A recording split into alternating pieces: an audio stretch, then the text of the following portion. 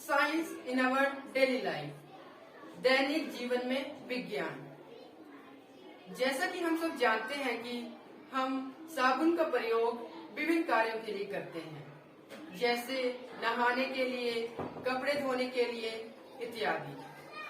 क्या आप जानते हैं कि साबुन किस तरह गंध निकालता है और किस तरह हमारे कपड़ों से मैल निकालता है? तो आज हम इसी के बारे में चर्चा करने जा रहे हैं। Hello everyone, I am Sachin from class 10 in New Modern Public High School, Sparrow.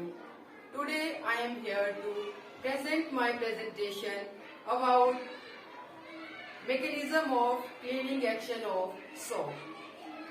So let's start and stay tuned with me. सबसे पहले हमें ये जानना चाहिए कि सोप आखिर में है क्या। तो सोप एक ऐसा कंपाउंड है जो पानी में आसानी से घुल जाता है और इसको बनाने के लिए हम एक रिएक्शन का प्रयोग करते हैं। तो हम इस रिएक्शन के बारे में जानने से पहले हमें ये पता होना चाहिए कि रिएक्शन आखिर में है क्या। तो रिएक्शन को जानने के लिए हम एक छोटा सा एग्जांपल ले सकते हैं, जैसे आग का जलना।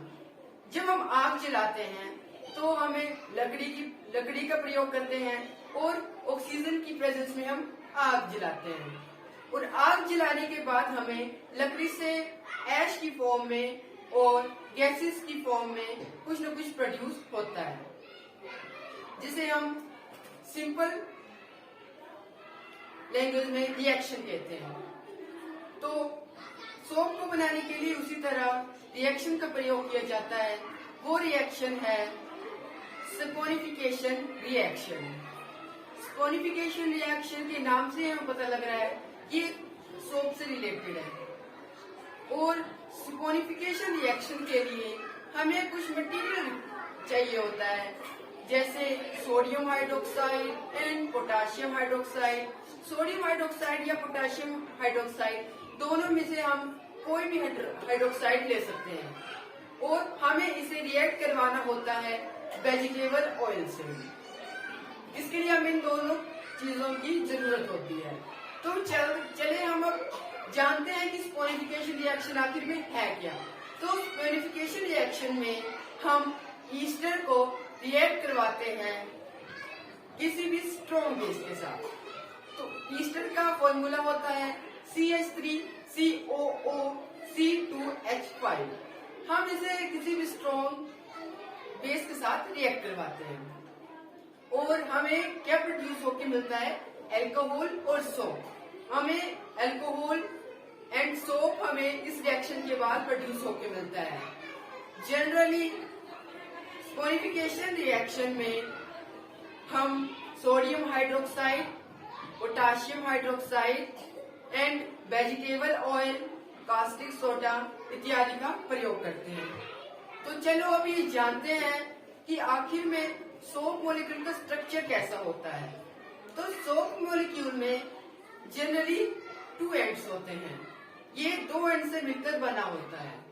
सोप मॉलिक्यूल में कार्बन की एक बड़ी चेन बनी होती है और जिस चेन को हम हाइड्रोफोबिक, हमारा पार्ट डस्ट से अट्रैक्ट होता है, और हाइड्रोफिलिक जिसे पानी से प्यार होता है, वो पानी में डिजोल्व हो जाता है और सोल्युबल होता है पानी में। और अब हम जानते हैं कि सोप आखिर में काम करता कैसे है। सबसे पहले hydrophilic end of the soap molecule जो हमारा पानी में डिजोल्व होता है, वो और उसके साथ में हाइड्रोफोबिक एंड डस्ट से अट्रैक्ट हो जाते हैं। डस्ट जैसा कि हम जानते हैं ऑयली नेचर का होता है, और डस्ट ऑयली नेचर का, और डस्ट को हम पैथोजन और कुछ भी हो सकता है, अदर डिब्रिड्स, ठीक है।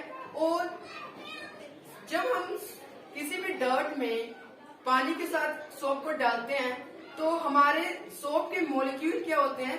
वो डस्ट से चिपक जाते हैं। जब हम कोई भी कपड़ा डालते हैं तो वो हमारे डस्ट से चिपक जाते हैं और थोड़ी देर बाद वो बाहर निकल आते हैं और उसे अट्रैक्ट कर लेते हैं। इसी तरह हमारा सोप काम करता है और हम आसानी से डस्ट को बाहर निकाल पाते हैं। So it's my presentation, and the conclusion of this presentation is that how to soap works. Generally, soap has two ends. Remember, soap has two ends, hydrophobic and hydrophilic. And hydrophilic end is dissolved in water, and the hydrophobic end is dissolved in oily dust. That help us to take out dust from clothes or our hands or our body when we take bath. So it's my presentation, and thanks to listening me, and thank you. Have a good day. Thank you.